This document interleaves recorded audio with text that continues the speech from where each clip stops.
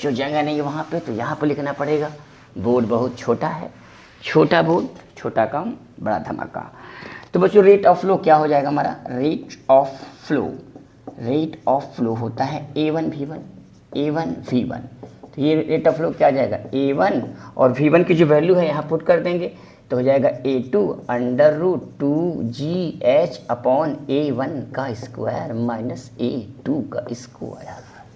ये आ गया बेटा formula rate of flow.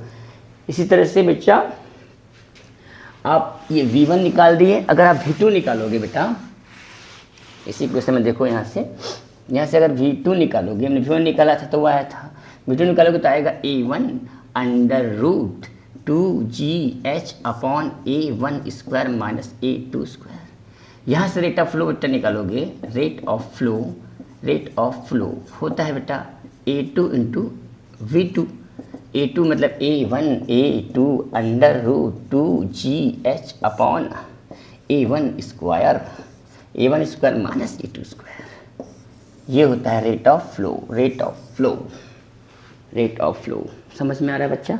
Eventually metre से हम लोग स्पीड निकाल सकते हैं, रेट ऑफ फ्लो निकाल सकते हैं दोनों पॉइंट्स का, जहाँ पे क्रॉस सेक्शनल एरिया अलग अलग हो।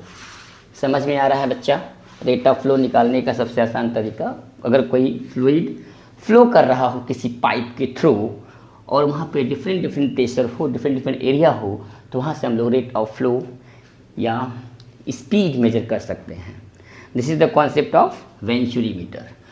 यहाँ तक समझ में आ गया। तो बच्चों अब बात करेंगे हम लोग दूसरा एप्लीकेशन जिसे को बोलते हैं टॉर्सलीज थ्योरम। तो पहले टॉर्सलीज थ्योरम से पहले हम लोग बात करेंगे कि स्पीड ऑफ ई फ्लक्स क्या होता है, उसी को हम लोग बोलते हैं, उसी को टॉर्सलीज ने अपने लैंग्वेज में बताया था कि अगर कोई फ्लूइड की स्पीड क्या होगी, स्पीड ऑफ ई फ्लक्स।